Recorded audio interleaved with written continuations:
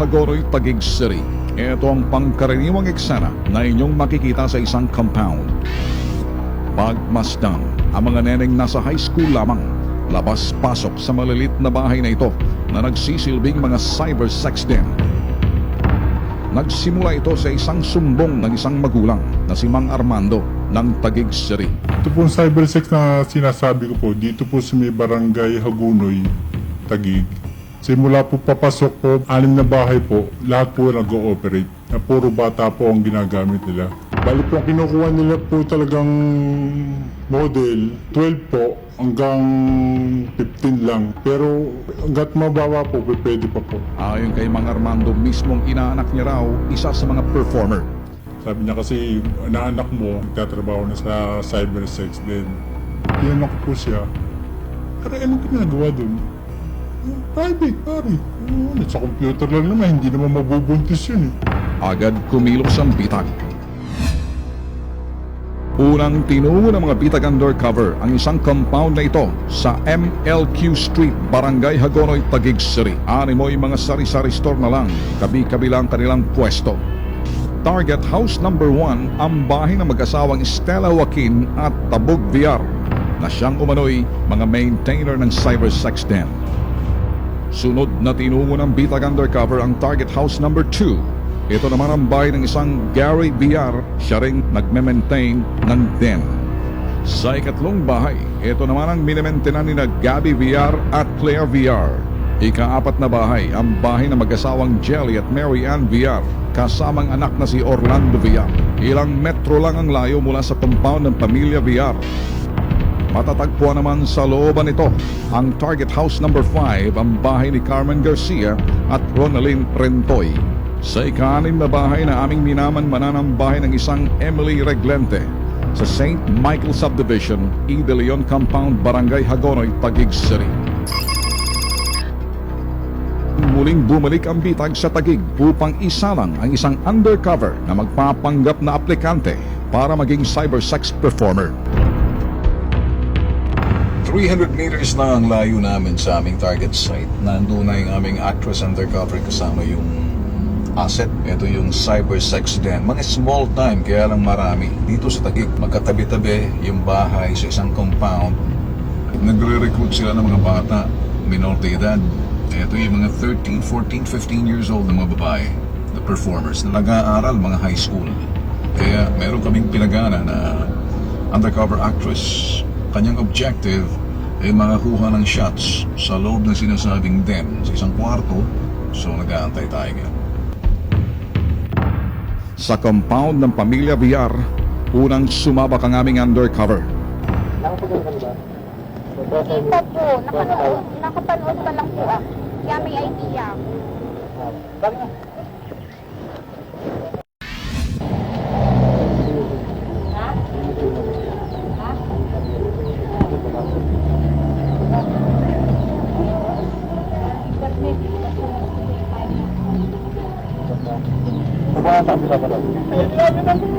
Meron din sa kabila.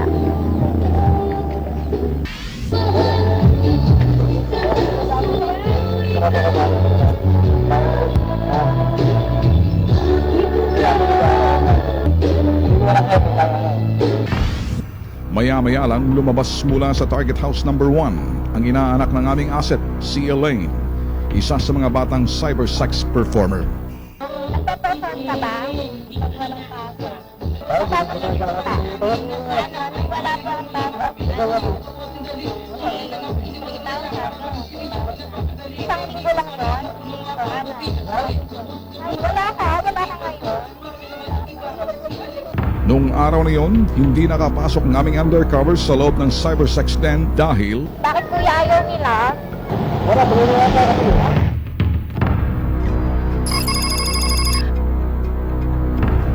isang linggong nakalipas, muling binalikan ng grupo ng bitag ang mga cybersex den sa Barangay Hagonoy, Taguig City.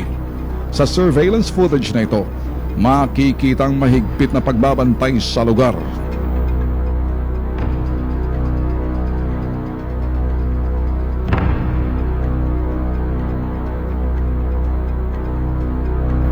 Ang dalawang kolokoy na to nagsisilbing lookout, magala ang mata.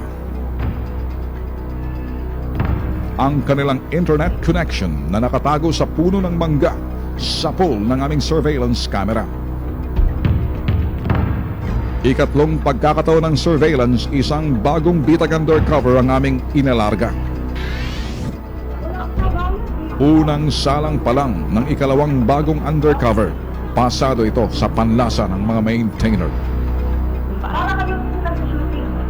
Dahil mga minor de edad ang mga performer ng cybersex den na ito, sinadya ng bitag na hindi ipakita ang mga kabuuang video footages na aktual na cybersex performers.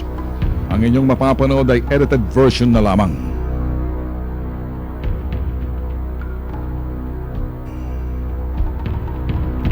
Agad nakipag-ugnayan ang bitag sa tanggapan ng Department of Social Welfare and Development or DSWD.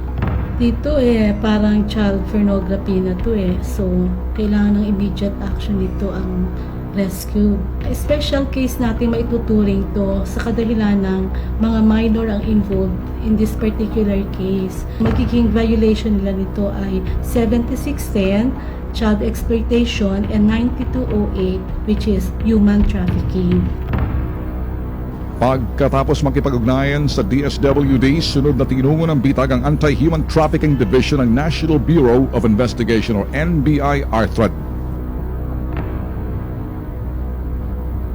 Subalit, tumagal ito ng ilang buwan sa mesa ng NBI-ARTHRED.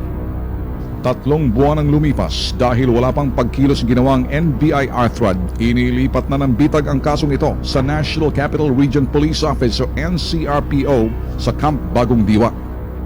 Ang Regional Police Intelligence Operatives Units o RPIOU at Women's and Children's Protection Desk ang siyang inatasan at tumutok sa kaso. Agad inihanda ng RPIOU at WCPD ang mga dokumentong kakailanganin sa pagkuha ng search warrant. 28 ng Oktubre sa Hall of Justice ng Taguig City, mabusising hinimay ng Executive Judge Luis Acosta ang aming application ng search warrant. Makalipas ang ilang sandali, agad pinirmahan ni Judge Acosta ang search warrant.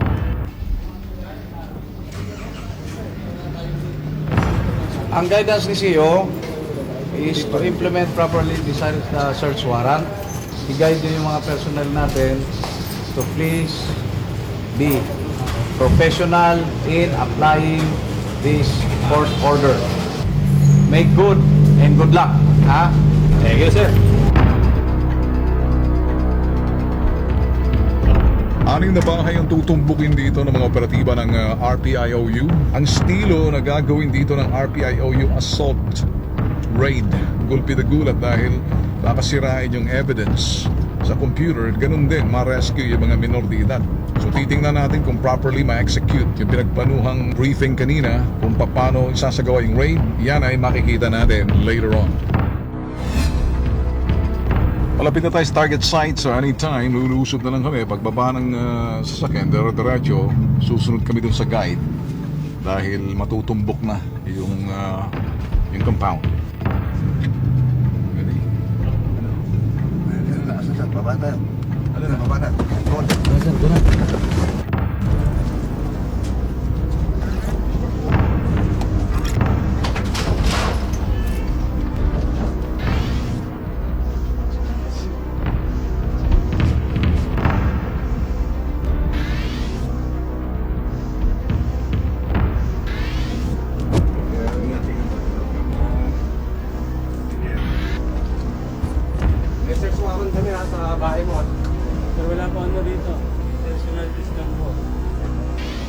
Tulad ng inaasahan, todo tanggi pa mga maintainer ng cybersex den.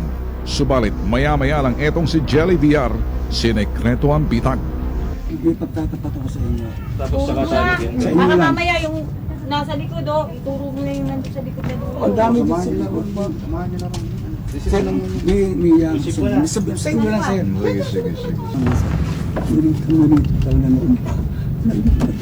Nagbigay kami ng ano eh. Nagbigay kami ng 7,000 saan. Ewan ko sino nagsabi mo nag-ano rito. Hiningan kami ng ano. 7,400. Sinong may pumunta rito? Opo. Humingi ng 7,000? Opo. Alright, no, sige, sabihin mo. Natanda mo ba yung nag-grade sa atin? Total, andyan na yan eh. Sige na, sabihin nyo na lang, tutulong na lang kami. Sige. May nag-grade dito sa amin, Sur Alauna. Okay, kailan to? Mga, ano bang 2 weeks ago. 2 weeks ago. May search warrant? Wala po. Anong ahensya? Anong ahensya?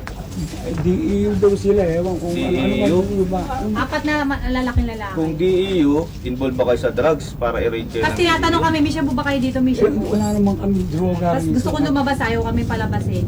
Admitted ka na dati nagpapa-cybersex ka. Hindi naman sa ano lang. Tapos, na-raid ka 2 weeks ago. Opo. Tinigil mo. Opo. Ngayon, sino yung mga pulis na sinasabi mo Ayaw na po ano? sabihin yung pangalan. Wala pong name plate, di pinakita sa amin. Saan daw sila pulis? Tagil yata wawa. Mga malalaking tao eh. Hinihingi ko 25,000. Isang kiko ko ng ganyang kalaki, magkano lang kinikita namin. Dito ba Walang pa sa ilaw. Willing ba kayo na magbigay ng statement doon sa opisina namin? Yun na lang siguro. Para matulungan namin kayo ron sa problema nyo. Hindi kami basta lumusog lang dito kasi may surveillance na kung sino man yung mga pulukoy na yun. Hininga ka ng pera, napakalungkot ano? Ewan natin kung pulis ba yun, NBI yan. Ano po ang Pero ito, mga pulis na tunay itong kasama namin. Ha? Nasabi, sige, continuous mo. Pagkatapos, bigyan mo na lang kami ng pera, 20 senas katapusan. Dito, nag-umpisa nang nagsalita ang maintainer ng den kung paano at magkano ang kanilang kinikita sa kanilang patagong negosyong cybersex. Sa $25, 10% ka. Paano niya nakukuha yung pera? May padala. Pinapadalan po siya. Hindi, paano? Paano? Kunya sa Zoom, Ano sum? Ano yung yung Western Union. Papakita lang yung ID, pupuntahan namin sa West, kukunin yung pera. Ngayon, 10% lang sa amin, ganun lang. Ay, isipin mo, kuryente tapos linya ng ano, yung smart. Ganun lang. Hindi, paano makukonvince yung tao na magbigay ng Siyempre, pera? sabihin nyo, yung, hi, how are you, ganyan, ganyan. Tapos halimbawa, sasabihin mo, text ko, show me your body. siyempre, hindi muna, mag-send ka muna ng pera. Ganun. Ilang minutong nakalipas, dumating na ang mga opisyal ng Barangay Hagonoy, Taguig City. Dito, sinimulan ng mga operatiba ng RPIOU ang pagkuha ng mga ebidensya.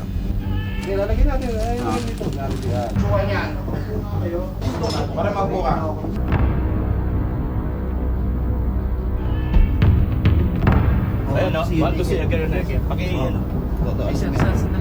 I-like ko, ah. Sige, sir. Eto, nakikipagtransact ka, oh. Eto, oh.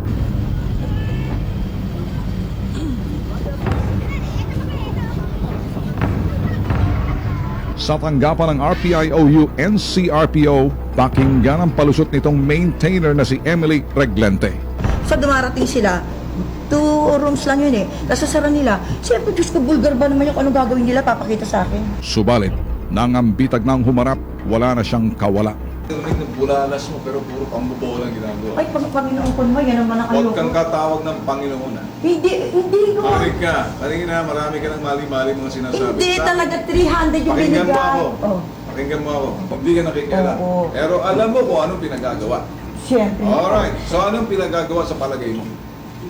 Sino sinasabi nilang cyber? Cyber. Anong ibig Pero sabi sabihin nila, ng cyber? makikipag-chat Teka muna. lang. Teka muna. Anong ibig sabihin ng cyber?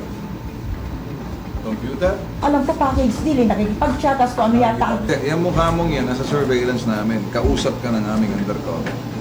Anong turo mo? Ano? Anong tunuro mo sa undercover namin? Hindi mo alam? Sige, sabihin mo sa kanya kung hindi niya alam. Ang sabi niyo po sa amin, yung ginagawa niyo parang nagsushooting lang kayo. Sige nga. Ang pagkakamali ko lang talaga, pumayag akong 1 month maalaga ko yun. Mahihirap lang ako sa mga bata. Alright, very good. Nagsasalita ka ba? Mahirap pa rin mga yun, pero may parang mga anak. Ngayon, pinagsasamantalahan mo ang kahirapan nitong mga batang minor de Hindi edad. bata, may mga anak na eh. Hindi bata yun. Mga may ano na, may mga anak na. Pinagsamantalahan mong kahirapan ng 15 anyos, 16 anyos, 17 anyos. Sabi mo kahirapan.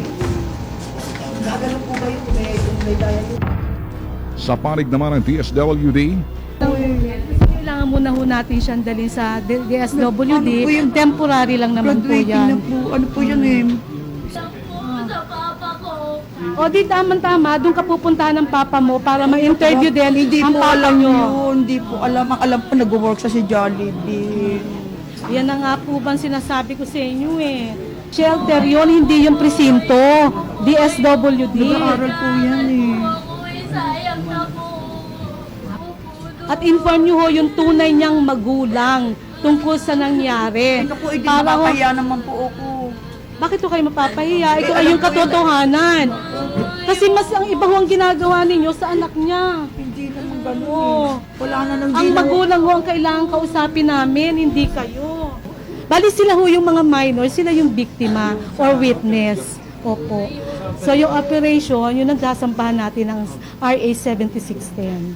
Pwede rin po silang sampahan. Human trafficking. Tatlo po sila na minor de edad na kasama o dadalhin muna temporarily sa DSWD sa Marilac Hills. Tapos yung isa pong 21 years old sa home ho. Haven for Women. DSWD rin po yun.